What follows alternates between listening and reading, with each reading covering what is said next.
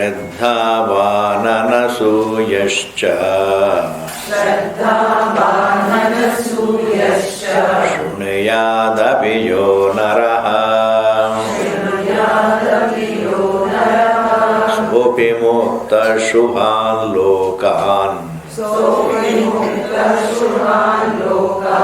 प्राप्नुयात् पुण्यकर्मणाम् कच्चिदेतच्छ्रुतं पार्थ त्वयैकाग्रेण चेतसा कच्चिदज्ञानसम्मोहः प्रनष्टस्ते धनञ्जय अर्जुन उवाच नष्टो मोहस्मृतिर्लब्धा त्वत्प्रसादान्मयाच्युत स्थितोऽस्मि गतसन्देहः करिष्ये वचनं तव इत्यहं वासुदेवस्य पार्थस्य च महात्मनः संवादमिममश्रौषम् अद्भुतं रोमहर्षणम् व्यासप्रसादाच्छ्रुतवान् एतद्गुह्यमहं परम् योगं योगेश्वरात् कृष्णात् साक्षात् कथयत स्वयं Oh, Shraddhavan. Whoever studies Bhagavad Gita with Shraddha. Shraddha means, let me hear what it says. Let me hear. Let me look into it. What do I lose? Maybe it is saying something great. When it has been there, I don't have to take a stand, Why should I listen to others? What does Bhagavan Krishna think? Only he knows. We don't know. We are much more educated. I don't think he was convent educated. We are all convent educated. Why should I listen to him? This is all unnecessary thinking. Sometimes even children have a lot to tell you. When you tell your child, somebody phones up and says, tell him I am not here. And the mummy says, this is wrong. Mummy, you are not only telling a lie, you are forcing me to tell a lie. It's great wisdom. That's called innocence. But children also have something. Let wisdom come from any direction. I should be receptive. Let clarity come from any direction. That's called being objective to. Objective means receptive to the sensible things. Bhadram karne vishrunayama devaha. God sent the right messages to enter our ears. Let the right messages come and fill our ears and our heart. That is called being objective, receptive, non-fanatical. I don't have to take a stand. Let me hear. If it makes sense, I will go into it further. If it doesn't make sense, I will leave it. Who is going to stop me? It's like, you try, somebody gives you a dish. You take just a little bit. You don't have to dismiss it by the look of it. Thoda sa. He says, no. Even though it looks like that, but it tastes very well, please try. And you taste it, and if you don't like it, leave it. क्या फर्क पड़ता है जी? That's called flexibility, objectivity, receptivity. Suppose you say, no, I don't want it. And the other person, no, you must eat. No, I don't want it. ये अच्छा होता है. All right, we'll try what is there. Trial and error is always there. If I like it. Similarly, I can look into Vedanta, and if it says sensible things, I'll go forward. If it doesn't say things sensible, I can leave it. Similarly, Bhagavad Gita it is not only talking about the nature of the truth, it is also talking about how to prepare yourself, how to grow to know the truth. And growth is more in the form of rectifying your attitudes. Growth is more in the form of growing out of impulses, really. Growing out of greed, growing out of jealousy, growing out of irritability, growing out of impatience. That's called growth. Growing to silence is nothing but growing out of sound, growing out of noise. I grow out of my temperament to make noise. Then I have grown to receive silence. When I grow out of the temperament to make noise, then I am qualified to capture silence, peace. Therefore, Bhagavad Gita also not only talks about the nature of the truth, that we are free from time, etc., but it also tells us really how to live peacefully, how to be living and also growing together, how to put on years and how to put on growth together. Rather than only putting on years and going backwards in growth. Bhagavan says, hey, keep living and keep growing. That's a much better way of living. And growth means growing out of all your mental impulses. That is the best definition of growth.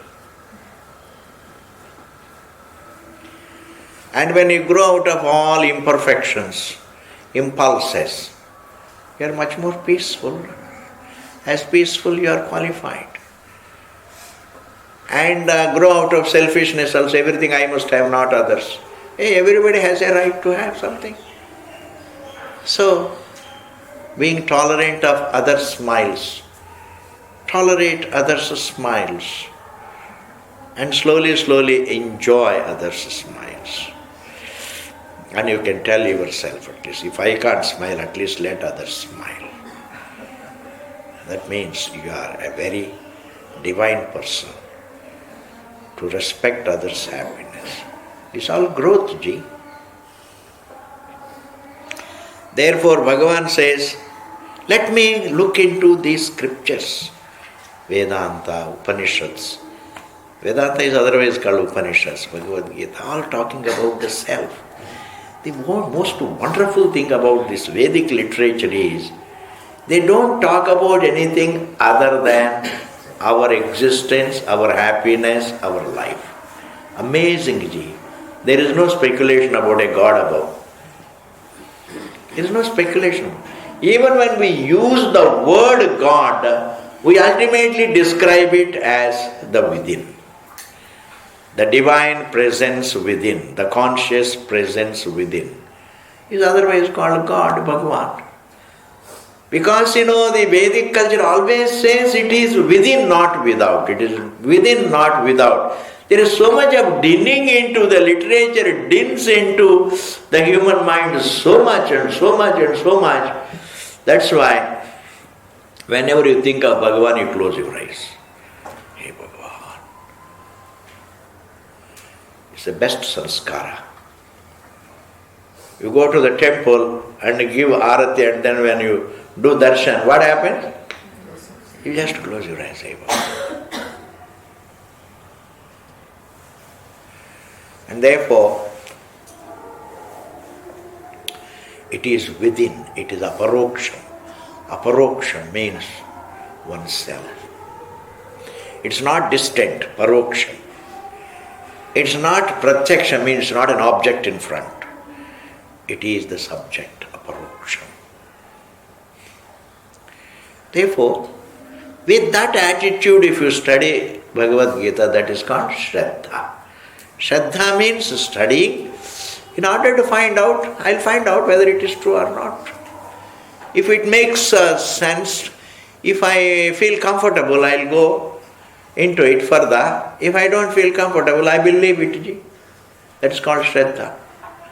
But if I dismiss it outright, maybe I don't know what am I dismissing. Maybe there is something great. Outright dismissing is risky. Outright dismissing is risky. Maybe there is some wealth in it. There is some wealth of knowledge. And blindly if I reject, I may be a loser.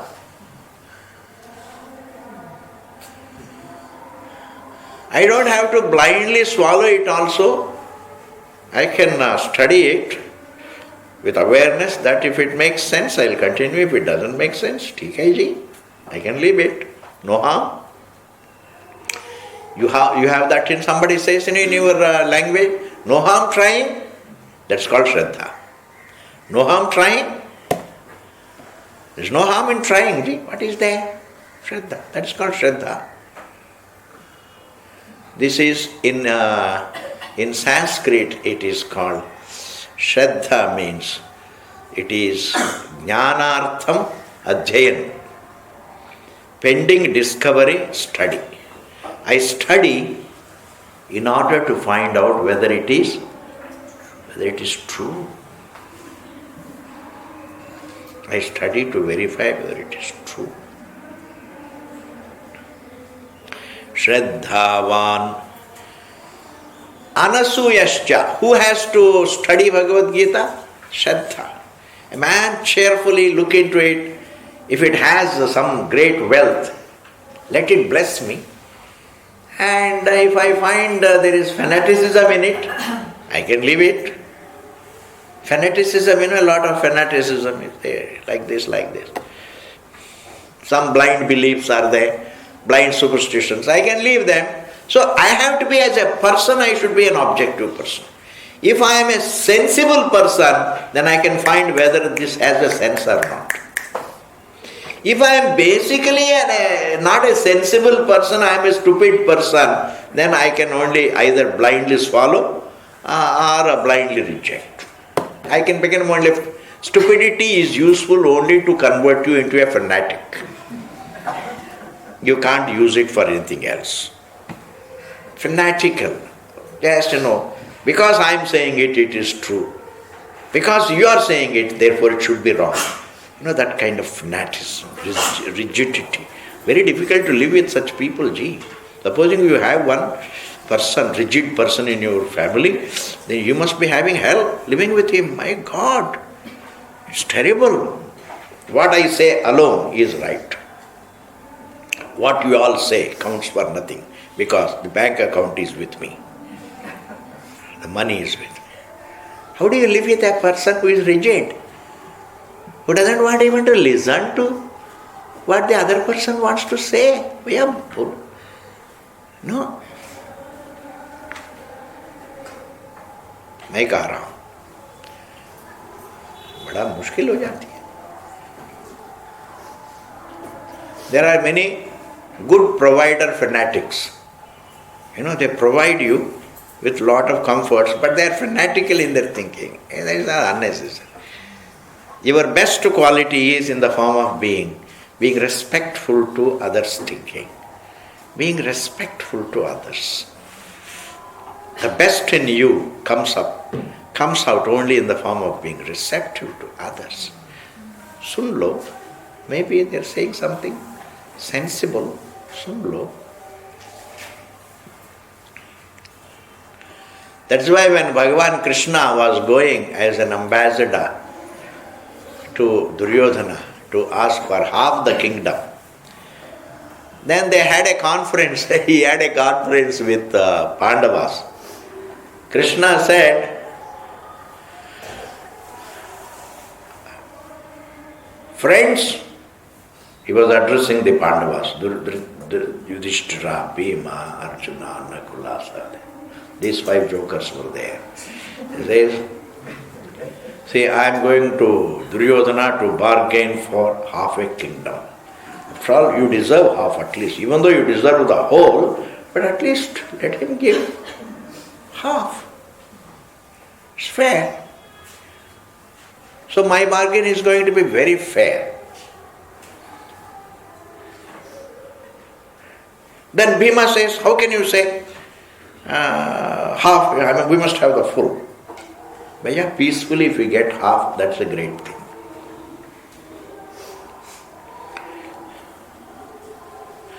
Then Krishna asks Yudhishthira, do you have anything to say?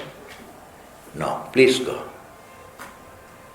Bhima, do you have anything to say? He says, no, we want battle. No, wo nahi, acha nahi hai. He listened to Bhima. I am God. I will do what I want to do. You all keep your mouth shut. Does he say that? No. He says, say. Do you want to say something? Arjuna, I am going. Do you want to say something? Let's go. At least he gives them freedom to say. Nakula, Sahadev, etc. Then Bhima says, no, we can't settle with half a kingdom. Then Krishna says, you see, I am thinking, if Duryodhana doesn't give half the kingdom, I am going to request him at least give 5 villages peacefully, so that these 5 princes can live in those 5 villages. I am also thinking, if he is not ready to give 5 villages, I am going to ask him to give just 1 village with 5 houses. 1 house with 5 rooms. Like this he says. But he tells them beforehand, this is what I am going to say. Do you have anything to say? This is what I am going to do. Do you have anything to say? Let us decide it right now. Then Bhima says, no, we can't accept all that. Then he says, if you can get even 5 villages along with peace, understand, you have got peace, very sasta. बहुत सस्ता मिल गया आपको शांति. Because generally for shanti you have to fight battles. You have to go through so much of naraka. You have to go through so much of sorrow, so much of hardship to get a bit of shanti. If you can get shanti like that on a platter, even if it is not half a kingdom, तो क्या हो गया? Therefore, they understood he is talking sense. He is talking sense. It's only when you listen to him you understand whether it is sense or not. Because what is the guarantee that you are going to beat him in the battle? You are going to win him in the battle. It may lead to mutual destruction. It is going to be mutual destruction.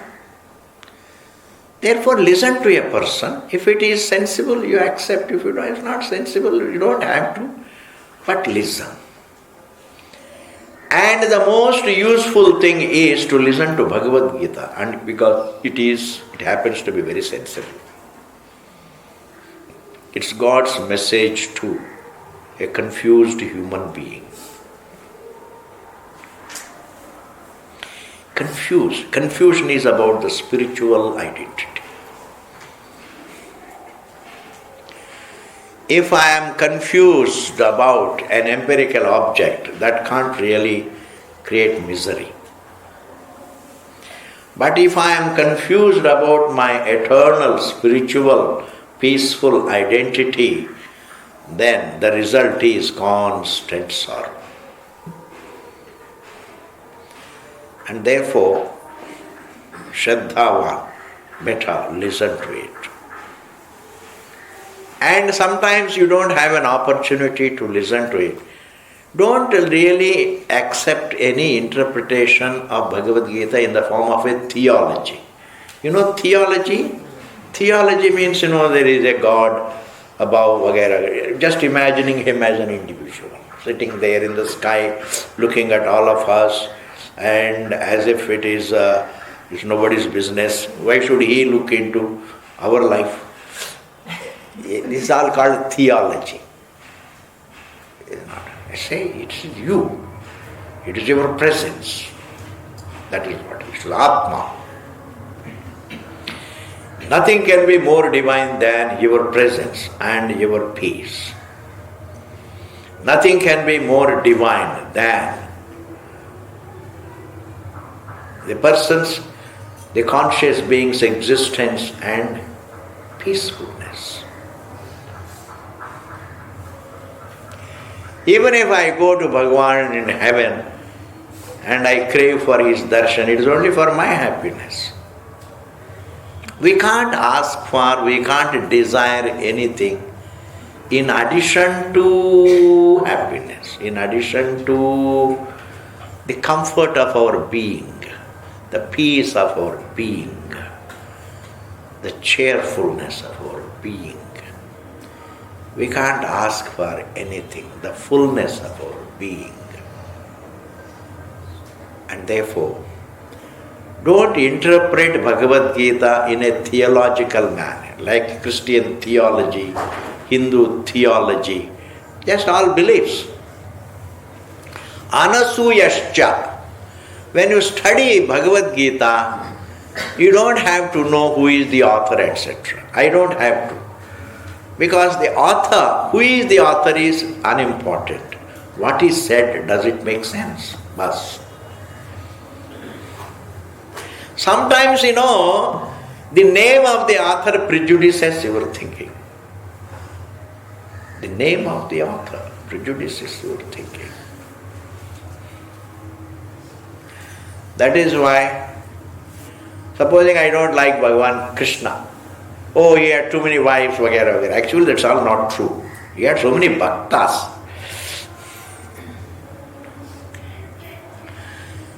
If everybody loved him, that means he must have had some magic in him, you see. He was not hated by anybody.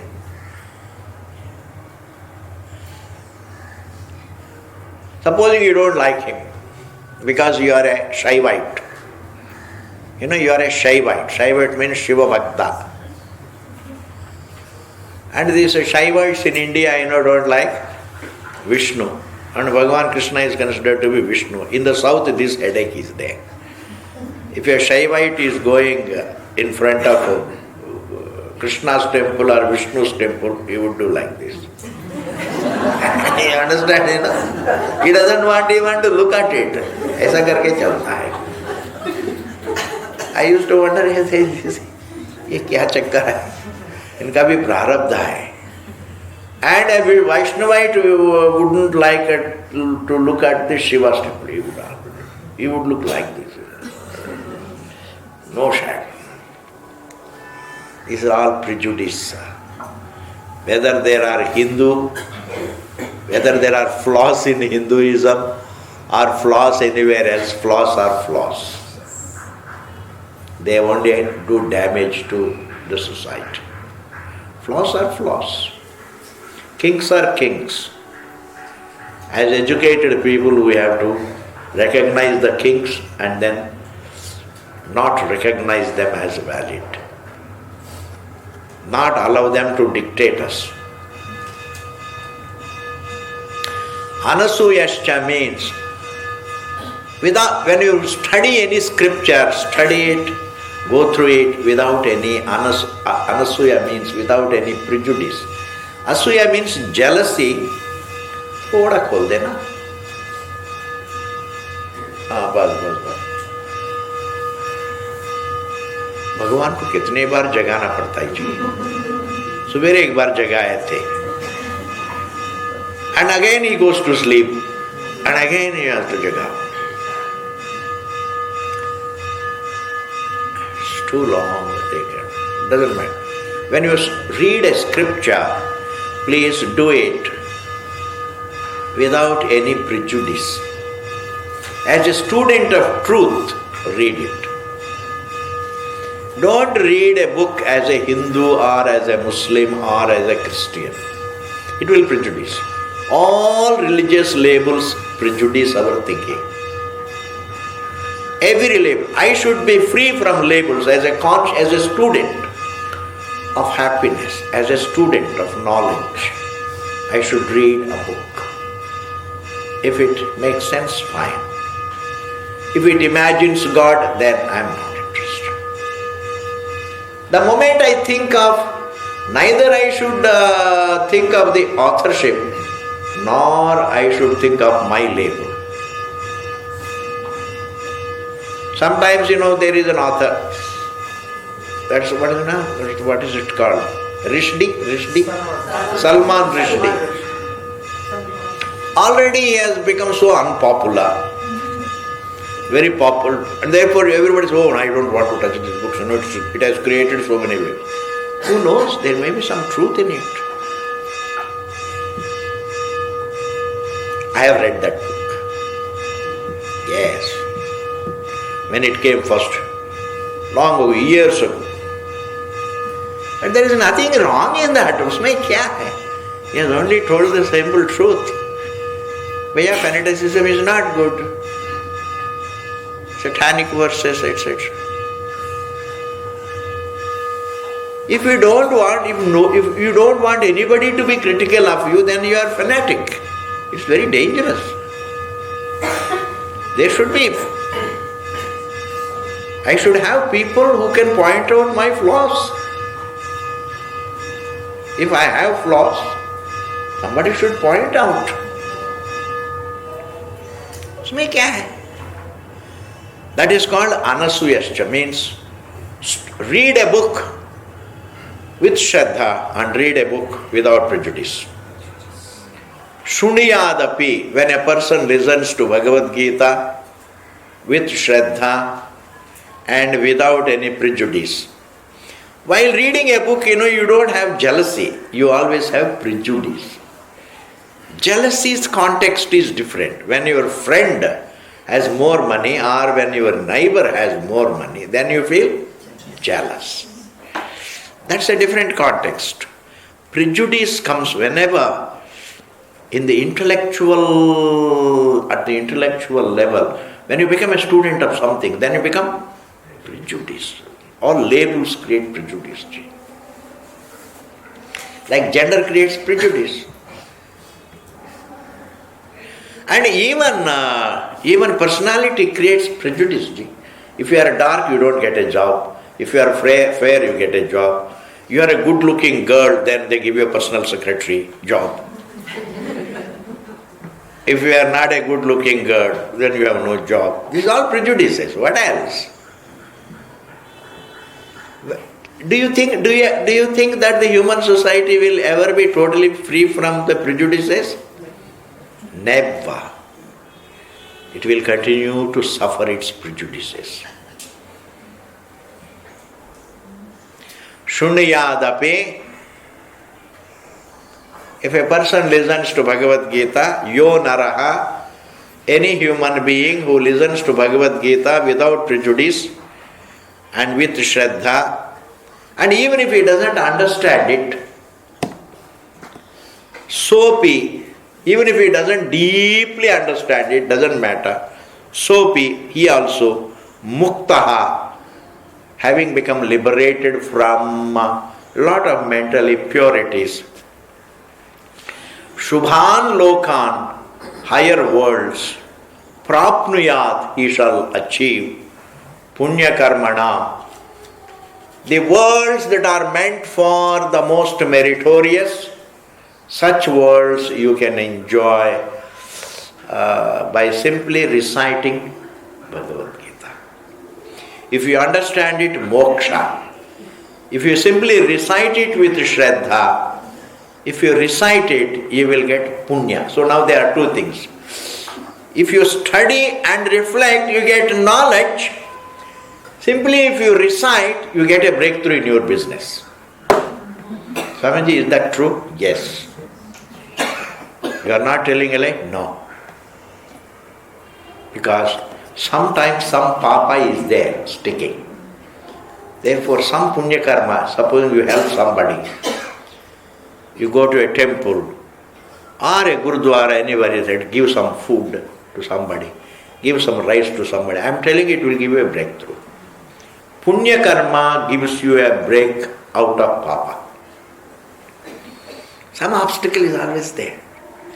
I mean, you don't have to do it only for punya, but even without thinking of the punya, you can do it, but at least with an incentive for punya, you can do a good deed. One can do a good deed just with the wisdom that the other person needs my help. That is a wise way of helping. I don't look for anything. Well, here is a man who is in need of my help, therefore let me help. A very, very, very wise way of helping. You don't look for any rewards. But supposing you help somebody with an incentive for punya, what is wrong, ji? That is the second best. At least punya karma. You can pray to God, hey Bhagavan, I am a grihastha. हम तो बाल बच्चे वाले हैं. We need money. We are doing business. My husband is all the time. When he comes back in the evening, he comes with a depressed face. Please give some breakthrough. As a prayer, you give some chawal to the needy. I am telling you, it will give you punya. Yes, this country has lost this tradition. Whenever you are in difficulty, you help the poor. Give something. Give something. Go to a place where the food is distributed. That is the best place. Where the food is distributed to the poor. There are so many people who can't have their own kitchen. They work and they make some few rupees and survive. But when the lunchtime, they don't know where to go. And there are some langars. And then the food is made and distributed to the poor. You go and give some rice, supposing. It will give you a breakthrough, yes. It will give you a breakthrough, yes. Punya karma gives you a breakthrough. Go to the temple and give something to the children or to the poor, needy. कुछ ना कुछ ठंडी में थोड़ा कंबल बांटो. उसमें क्या है जी? I am a very, very old kind of a person. I trust good deeds. Good deeds bring grace. In the same manner, recitation also is a punya karma. You just sit down. Swamiji, my grandmother is there. She does recitation, but she is a very angry person. Koi baat nahi ji. Her recitation is giving punya to all of you, and you are having a roaring business. Who knows? Suppose you are having recited, she brings punya to the whole family. But one thing you must understand, despite Gita's recitation, she is angry. And supposing she doesn't recite Gita,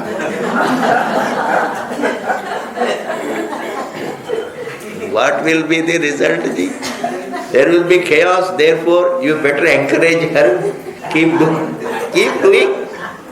Please keep reciting Bhagavad Gita so that we can survive. Any punya karma, in yesterday's class I said, any punya karma, even done mechanically, even done with an incentive, is noble.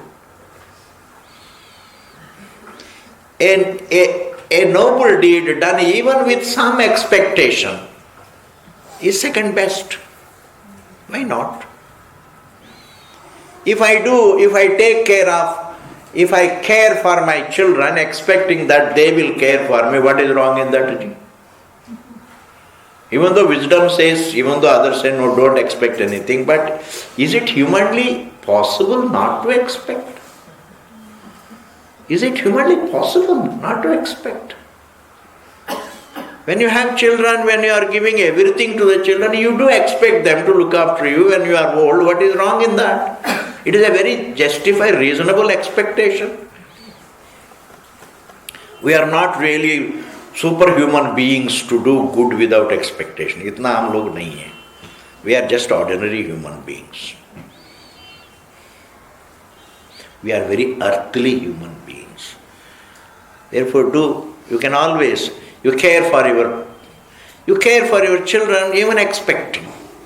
Suppose no, Swamiji, we don't expect. That is your wisdom. That's great. You have got the wisdom in advance. Even before you burn your fingers, you have got the wisdom. Yes. This is the meaning. Any scriptural recitation with Shraddha, with prayer, with devotion, with objectivity, without any prejudice, as a prayer to God, will give you punya. Recite Bhagavad Gita as a prayer to God. In Sanskrit it is called Gita Parayanam. What is it called? Gita Parayanam. Sometimes, Bhagavat पारायण भी होता है. 2-4 दिन में पूरा भागवत को recite करते हैं. I know they go on doing like this. Nobody understands what is being recited. Because you have to finish it in 2 days and 3 days. कोई बात नहीं जी. At least something is going on. कुछ तो चल रहा है. Therefore, anything done as a prayer is good. Next verse the Kachideta Shrutam Partha Tvayaicagrena Chetasam Kachidajnana Sammoha Pranashtaste Dhananjaya.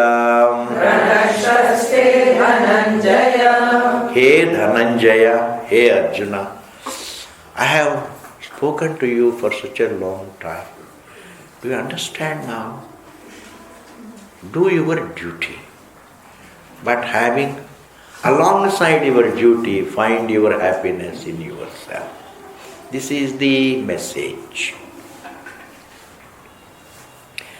Do your duty, but alongside doing your duty, be reflective to understand yourself. Doing and living and knowing, they should go hand in hand. Do your duties, keep doing, keep living, and keep understanding yourself.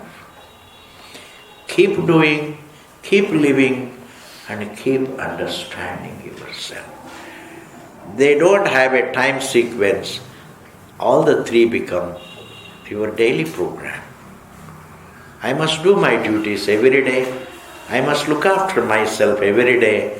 I must also look at my spiritual identity every day, on a daily basis. Arjuna, kachit means kya? Etat shrutam, क्या ये अच्छी तरह से आपने सुन लिया? जो हमने कहा आपके द्वारा सुनाया गया, सुन गए? Have you heard it well? Has it been heard by you? Kachideta shrutam partha, he partha, he Arjuna. Have you heard it? Tvaya, by you. Ekagrena, with concentration, with attention. Chetasa, with an attentive mind. Have you heard what I have been telling with an attentive mind? Or have you been wandering here and there in your mind, waiting for me to stop? No. Says, have you heard it properly? This line explains, hearing it with attention itself does a big job. When you hear it, the message goes home. The message goes home into yourself. When you hear it, you receive it. Once it is received, it is there in your heart. Then you can think about it. You have to receive it. Kachidetat Shrutam Partha Tvaya Ekagrena Chetasa. Kachid, again he asks interrogation. Kya? Ajnana Sammoha. This confusion born of self-ignorance. Ignorance about your spiritual identity creates a confusion in your daily life. Confusion about your spiritual identity creates empirical problems. It's like when you don't get good sleep, then it creates problems in your daily life, waking life. Because then you don't feel happy. You didn't have proper good night's sleep. In the morning you get up and throughout the waking hours you are not even sleepy. You are feeling weak and you are feeling not up to the mark. You are not cheerful. You look not good. In the same manner, just as without a proper good night's sleep your waking life is not cheerful, in the same manner without understanding your spiritual identity, your daily life is not cheerful. You have to know your glorious spiritual identity in order to cheerfully do your duties. And not give too much of importance. Not give too much of importance. How much material wealth you have, how much you have gained and how much you have lost. That's material. Your cheerfulness would become independent of your material success and failure. When the ocean understands that it is the ocean, I don't think it will think too much about how many waves it has and how many waves it doesn't have. It doesn't matter at all for the ocean. If it has many waves, it is still ocean. If it doesn't have any waves, still it is ocean. If the rivers flow into it, it is ocean. If the rivers don't flow into it, it is still ocean. You see? Apuryamanam achalak pratishta samudramapa pravishanti yadvat tadvat kamayam pravishanti sarve sashanti mapnoti na kama kame. Bhagavan says in the second adhyaya. Like the ocean remains ocean with the rivers flowing into it or not flowing into it. Thus, Kachid ajnana sammohaha. Kachid kya? Ajnana sammohaha. The confusion born of self-ignorance. Pranashtaha. Has it been cleared? Has it been destroyed? Te yuva Dhananjaya. Has your confusion gone? Has your confusion cleared? That we do duties, we live a very orderly life, we live a life of values, we live a life of discipline, we live a proper life only to understand our spiritual identity, the truth. Discipline, values, penances, even getting up early in the morning and praying to God, all these Brahma Muhurta disciplines, all these Brahma Muhurta penances, Brahma Muhurta exercises are all meant for helping a man to understand his spiritual identity. His empirical identity is that he is a form. His spiritual identity is the truth of the whole universe. That is his spiritual identity. This is over. Now I am going to tell you something.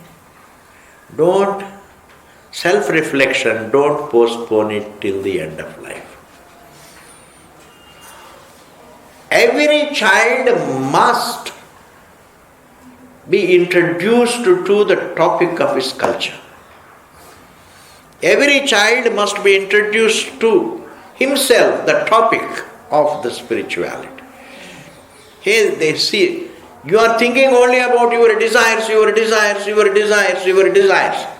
But you are there as a conscious being. That's a very interesting thing.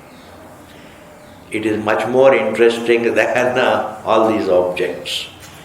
Your spiritual identity is much more enjoyable, much more blissful, much more peaceful, much more interesting, much more absorbing than all these. At least make him aware. Make the child aware. There is something called the self. The wave must be told, hey, you are not merely a form, you are a substance, you are water. As water, you are the whole ocean. Come say, come introduce the topic. Put the seeds in the mind. They will germinate. Put the sanskaras in the mind. If you can put the sanskaras in the mind of the children, you have done, I think, the best service to the children. Putting in their mind the spiritual seeds. Right spiritual seeds, that is, don't think that the world alone is colorful and attractive and great. The one who sees it is the truth of it. The one who observes everything is the truth of it, the light of it. And therefore, when you are clear about yourself, you are peaceful. As a peaceful person, you can do your duty. Living is not a problem with clarity about oneself. But living can be a problem. Living, 60 years, 70 years, 80 years, 90 years, 100 years. And supposing you don't have adequate amount of money, and then live on for so many, it becomes difficult. Even with adequate money, with serious problems, serious family problems, then serious family problems. Children have taken to drugs, then what do? You may be Arabpati ji, but the children have taken to drugs, then what will you do? Can you have a good night's sleep? Can you get sleep? Therefore, there I have to manage to understand. Let me not kill myself because they are working out their prarabdha. They are working out their prarabdha. They are irresponsible. Well, I am there to help them, but I don't have to sit and worry. Let me. They are my children as long as I am in this form. Once I leave the form, then the relationship is gone. Therefore, let me not kill myself. Let me continue to live. Let me look after myself. They live their life. मैं क्या कर सकता हूँ? इतना तो wisdom तो आना ही पड़ेंगे. I have to accept the reality, very hard reality. And otherwise I keep worrying, and I may die before they collapse. Therefore, at any cost, you should live to understand yourself. There need not, children's miseries need not come in the way, poverty need not come in the way, prosperity need not come in the way. Don't allow anything to come in the way of your living in order to know yourself. Because life is very, very valuable, especially life as a human being, because only in the human identity one can understand the truth. I think in this part of the creation, human being is the most intelligent. He can understand the truth. And intelligence is meant only, I have told you, is meant only for knowing the truth. It is useless otherwise. In order just to survive, you don't have to use your mighty intelligence. Just to get 2 rotis, you don't have to be a genius. You don't have to be a genius. In fact, if you are a genius, then you are overqualified for roti. You may not get roti. Yes, you may not get it. Therefore, intelligence is best suited for truth. We are not best suited for bhoga, I have told. Let me repeat it in Bhagavad Gita class also. Our system is not suited for indulgence, bhoga. We can't consume much, even though there is greed to consume, but you can't consume. 2 roti खाने के बाद then भूखी नहीं है. Even though it looks as though human beings are great consumers and all, that's all right, but my way of looking at it is our capacity to consume is less. There is only greed to consume, not the capacity to consume. We are not well suited for bhoga. Our intelligence is not suited for bhoga. Our system is not suited for bhoga. Our system is best suited to think and understand the truth. Human embodiment is best suited for knowing the truth. That is why Bhagavan Shankaracharya ji says, Jantunam narajanma durlabham, he says. The greatest blessing is that you are born as a human being. The other things are immaterial, how rich and how poor, that's immaterial. You are there as a thinking person. You can solve the problem. Next verse ji, Nashto moha smritir labdha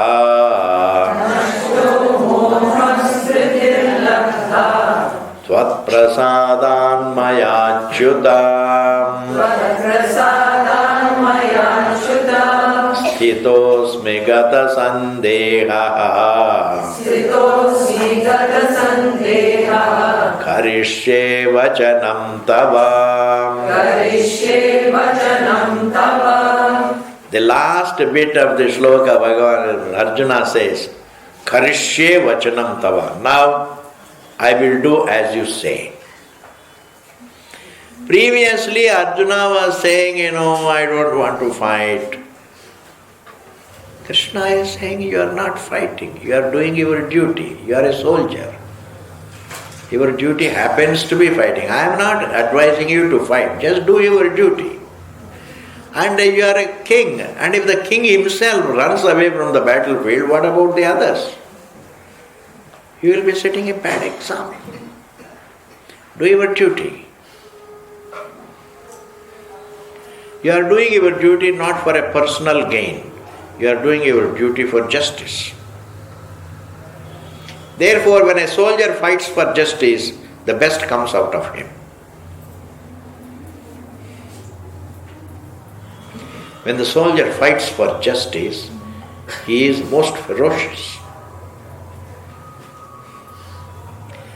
When a person fights for a pleasure, he is not that.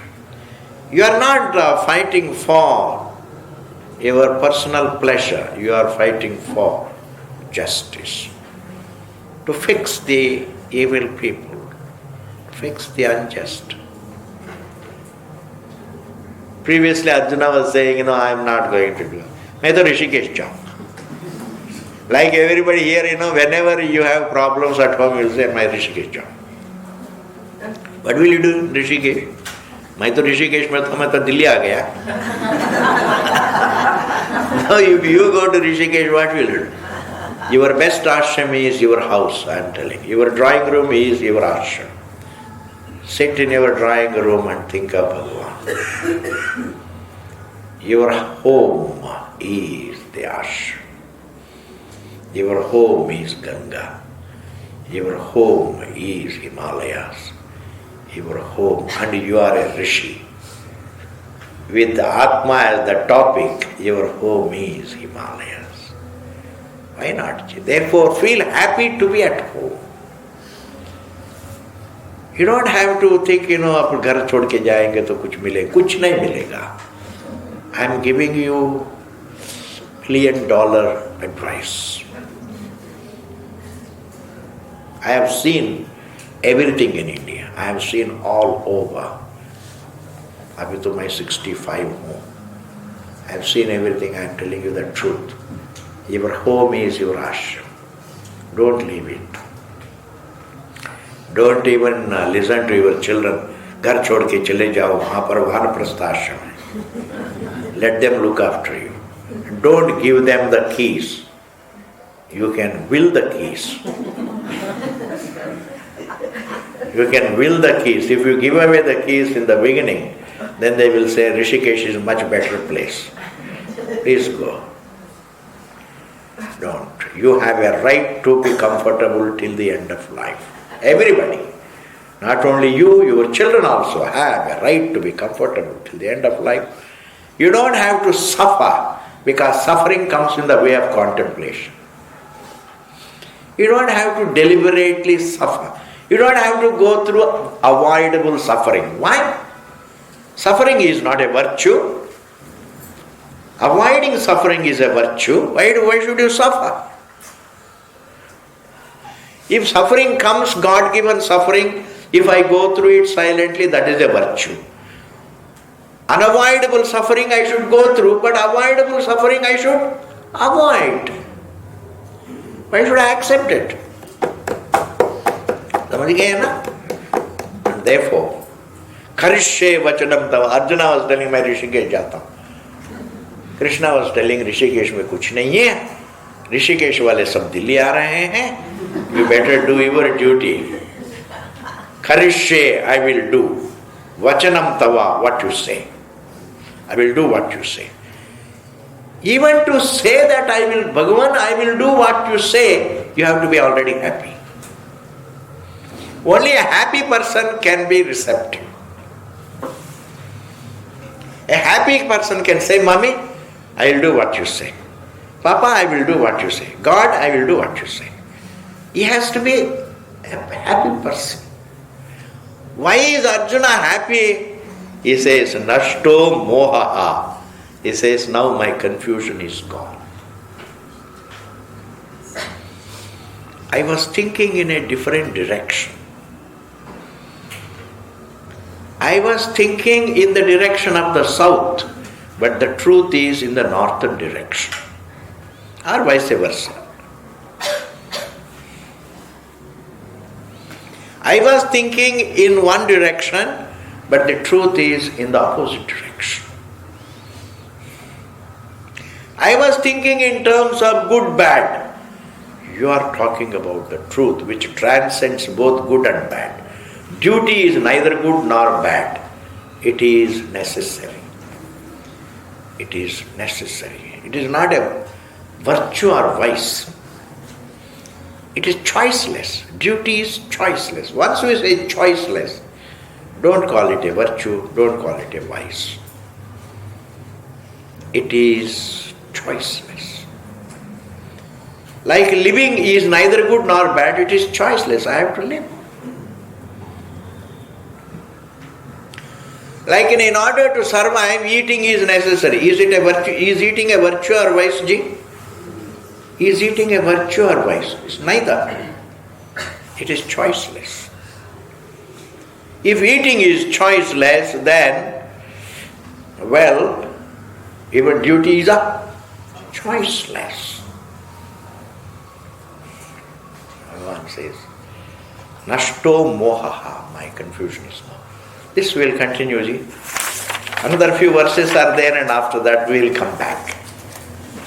Provided you also come back. Om Purnamadaha Purnamidam Purnat Purnamudachyate Purnasya Purnamadaya Purnameva Vasishyate Om Shanti Shanti Shanti. Thank you.